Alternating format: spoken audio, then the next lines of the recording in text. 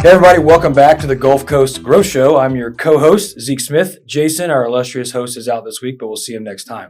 And we are here with Mr. Robbie Riggs, CEO of Teadit North America. Robbie, thanks for being with us today. Good morning. Thanks for having me. Yeah, you bet. Glad to have you. We've got a lot of questions today. We're going to have a great episode, but before we dive into all that, for listeners that may not, the 14 or 15 folks that watch this podcast, for folks that may not know what Teadit is, can you give us a overview, summary, what the company is, how long it's been around, what we do, that kind of stuff? Yeah. So first of all, thanks for having me. You bet. It's a pleasure to get in and talk about our partnership with the Economic Alliance and our organization, which is a global manufacturer of fluid sealing products. So if you think gaskets for flanges that are in equipment, process piping, and local industry, we manufacture all those fluid sealing products. We've got a global footprint around the world, and our North American headquarters is here in the Pasadena region. And we've been in business over 50 years, doing everything we can to seal for a safer and greener tomorrow.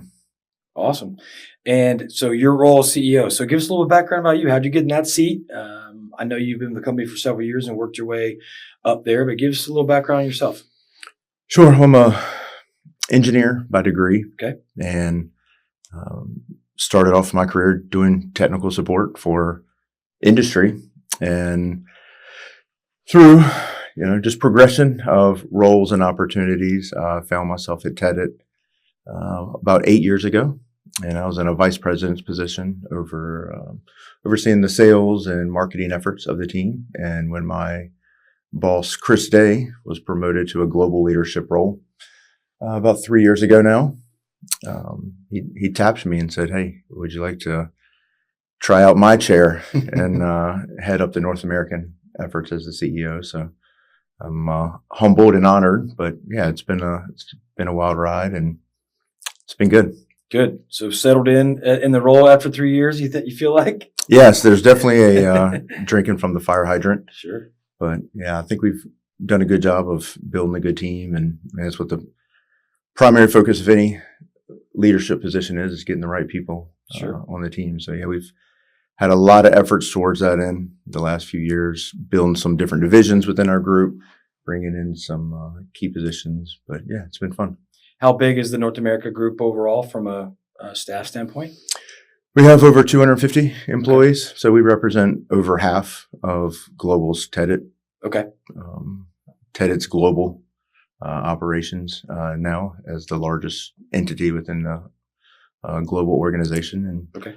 Yeah, most of them are based here in Pasadena, but we do have other locations, one in Louisiana, one in Oklahoma, and we have engineers stationed all throughout North America, really. Okay, awesome.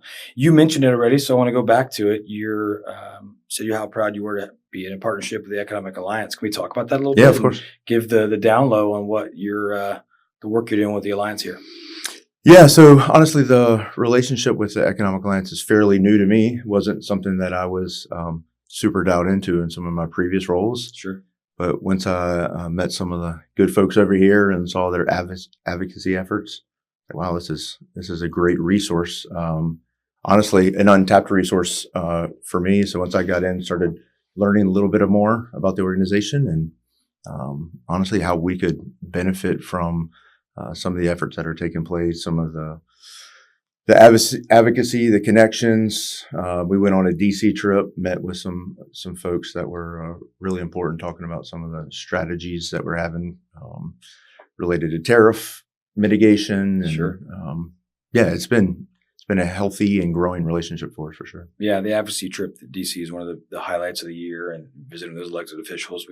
Those that don't know, we share a building with Congressman Brian Babin, this is his district, so big supporter of the Alliance. So I'm glad you got to join that trip. That's everybody comes back raving about that trip. Yeah, that's you're never prepared for your next role usually, right. But when they say let's go to DC and meet with Congressman, man, you're really not prepared for that. But sure, the guys here, they make you feel comfortable and walk you through it and do a good job of teeing up all the different issues that we're facing. And it's great. They put us in rooms with a bunch of people that there's no way we would have been able to get meetings with otherwise. So That's very right. valuable for us. How long have you guys been kind of involved with the Alliance? Maybe not you, but Teadit overall. Yeah, really just a couple of years. Okay. So when we jumped in, we jumped in with both feet, and it's been good. So going back to your journey, what would you say some of your most important lessons in your career ascension to this role as North America CEO? So any tips or tricks of the trade for you that you think, what are you kind of proud of, or things that you've accomplished or lessons learned along the way you can share? Yeah, it's a good question. What we really try to be is as helpful as possible to our customers. Okay. I mean, it's cliche, and I think it's actually cliche to say that it's cliche. Okay. But literally, we frame all of our internal conversations. We look at the issues through the eyes of our clients. If it's not helpful for our customers, we really have to question why we're doing it. So that goes all the way down to staffing. This position that we're filling, that we're creating, is this the best thing for our customers, and how can we do things better? So I think once we have that frame of reference and we propagate that across all divisions within the company, then it just kind of becomes the culture, becomes the mantra of being a customer-focused organization. So yeah, just trying to be helpful. And if we're easy to do business with, which is something that we're very passionate about, then we want to be the employer of choice in our space, and the supplier of choice. So is some of the things you mentioned there, are those things that you learned and brought with you, or is that kind of indoctrinated into you in the culture there, or a little bit of both maybe? Yeah, I'd say it's both. Okay. My boss, Chris Day, predecessor, really kind of taught me the methodology of being easy to do business with. Love that. So there's nothing better than when our clients say, "Oh, we love doing business with Teddy. Y'all just make it so easy. You remove all the hurdles. There's no friction. If there's any issues, y'all take care of it." And sure. It sounds simple, but it's a lot that has to go into that. And I got to sit for 4 or 5 years and watch how Chris navigates through different challenges. And the guy in like being easy to do business with, I was like, okay, this is something I really need to start incorporating more into how I think through different challenges. And if you're around our building very long, you hear the same terminology over and over again. And good. Yeah, it's kind of become the culture that we have now. Yeah, I think that may go unsaid a little bit. As you grow, it's harder to be easy to work with. There's inherent process you add. There's red tape. There's just things that you have to add as you grow and scale. And to maintain that, we want to be easy to do business with is more challenging than you can even probably reflect. But anyway, that's awesome. So let's get some industry expertise for the listeners here, because we talk about the region, your partnership. You're a manufacturing company. So how's the manufacturing? You mentioned tariffs and your DC trip. Other than maybe tariffs are the main obstacle. What are some of the challenges to the manufacturing industry you've seen over the last 3 to 5 years, you think? And certainly political landscape is one of those. But what are some of the larger challenges you see? Yeah. So let's just say post-COVID, right? Okay. COVID had its own unique set of challenges, but coming out of COVID, for us, tariffs, that's been the thing that we've been most challenged by. It's one thing if we had a specific and stable challenge with tariffs, but the lack of predictability that comes with tariffs and the moving target that we have. Yeah. As we're trying to grow, we're trying to invest, what does it look like to invest in infrastructure and manufacturing when you have no idea what your costs are going to be from one day to the next? It challenges your supply chain, challenges your partnerships. So it really threw us for a loop when the tariffs first started becoming announced last year. But and I will admit, we probably even took our eye off the ball a little bit, getting uber focused on trying to predict what's going to happen. And then I think we learned, okay, we're not going to be able to predict what's going to happen. We just need to run our company. And so, yeah, now I think we're better positioned for whatever that situation is. So yeah, we're still investing. We're looking at doubling the square footage of our facility here in Pasadena, bringing in dozens of more employees and manufacturing capabilities. And depending on the tariff landscape, it might change a little bit of what that looks like, but we still need to move forward. Sure.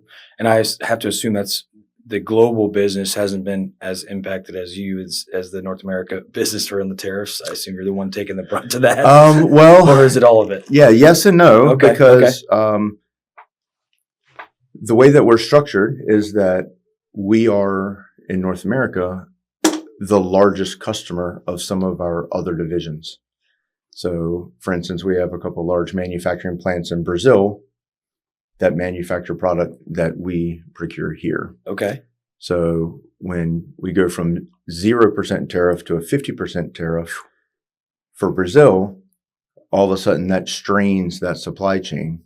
And if we can't be as competitive in this market, it does drastically impact some of our partner and sister companies that we have around the world. So yeah, it's been a lot of international communication over the last 12 to 16 months or so.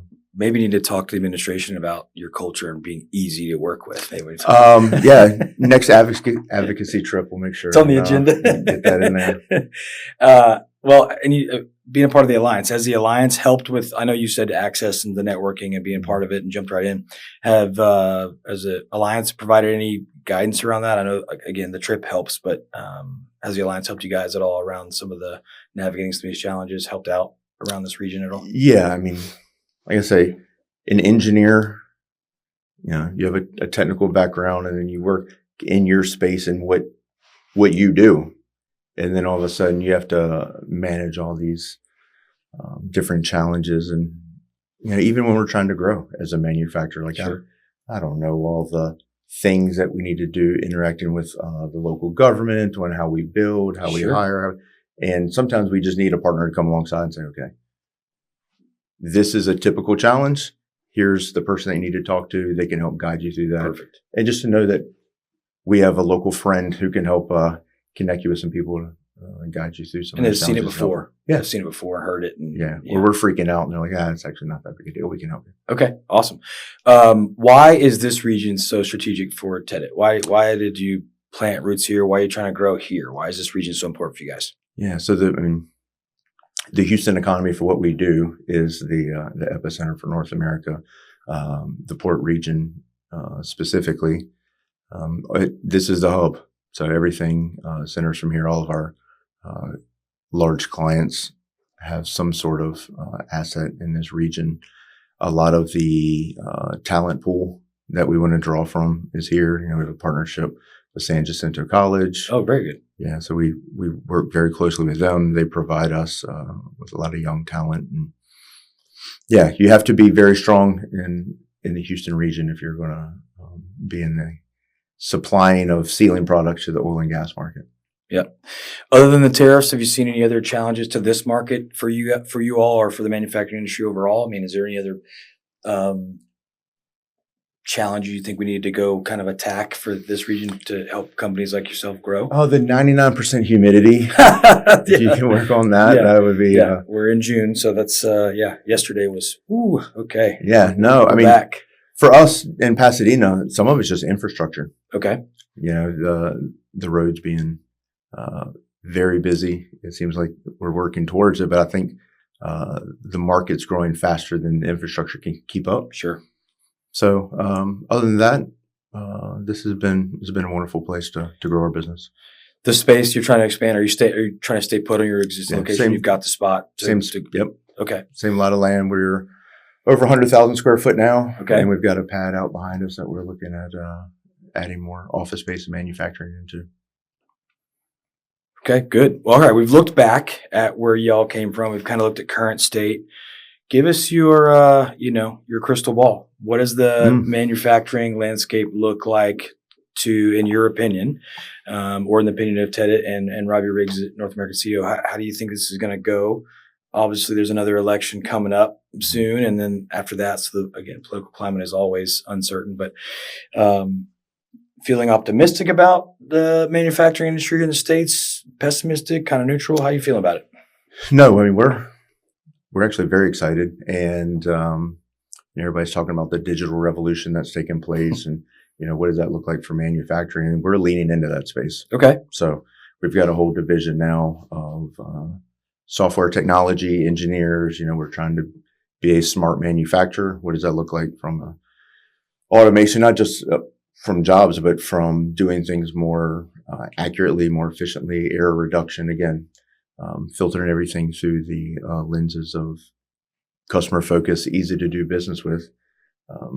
As technology changes, you can either push back against it and be wrong, or you can adopt it as best you can for your space. And we're definitely doing that. So I think what I'd say over the next couple of years is the people that do that best find the place where technology can be leveraged to their benefit, will come out okay. And I think those that just kick back against it will regret it more than likely.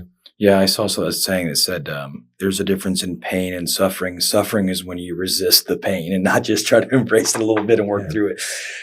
So you mentioned technology, and there's a lot of talk. AI, of course, is the buzzword of the like this year, last year, and the next year.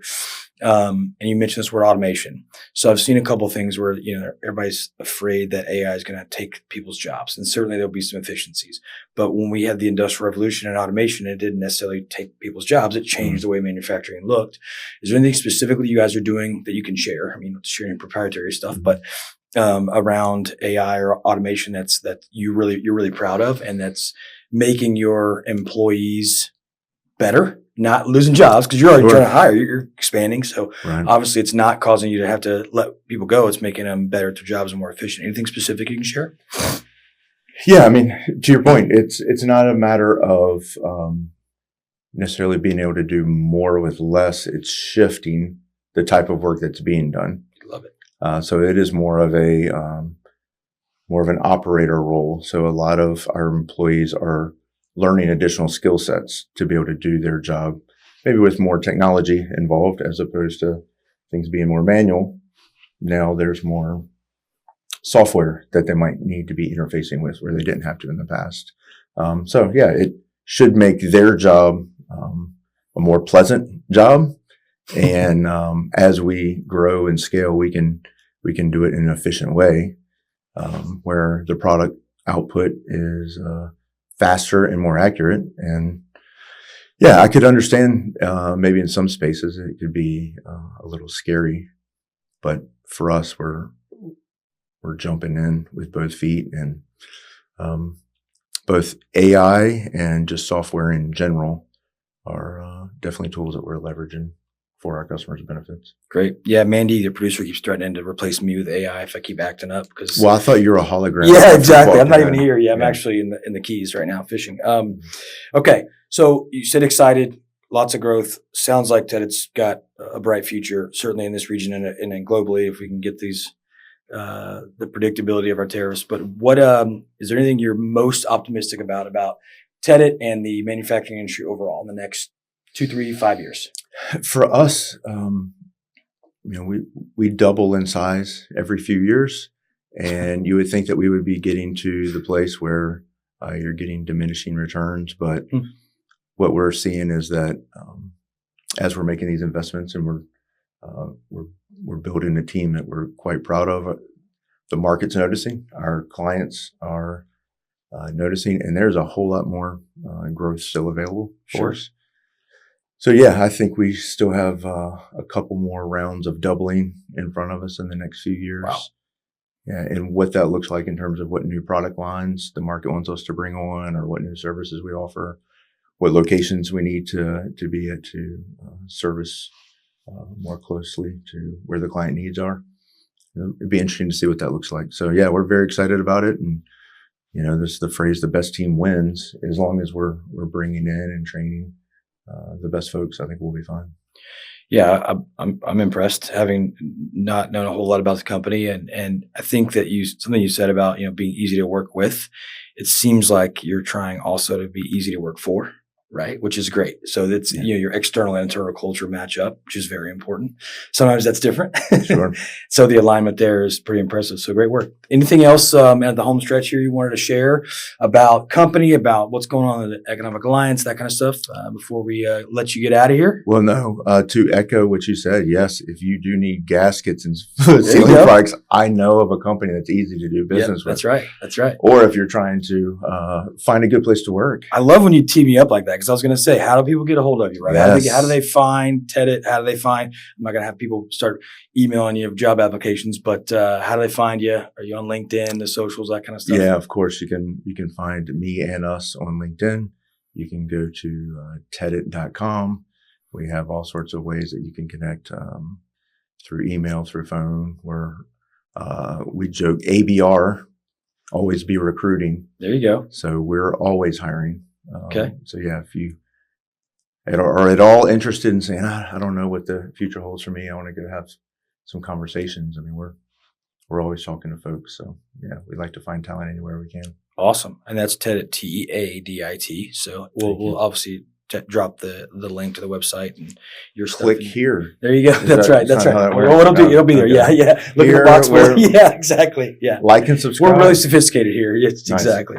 Well, man, thanks. This is a great conversation. We appreciate you making time on today, and looking forward to the episode coming out. So thanks again. And thank you all. Listen, as always, if you feel like there's someone who needs to hear this episode and hear Robbie and Teadit's story, please pay it forward. Great story of a CEO's journey, but also company culture externally, internally, and what they've done to grow. And I mean, doubling in size over a couple of years is pretty darn impressive. So we want to share that story. So please do that. If you have any suggestions for other guests or companies or feedback overall on the show, you know how to reach myself, Zeke Smith, or Jason Lee on LinkedIn. Otherwise, thank you all for listening and watching, and we'll see you next time.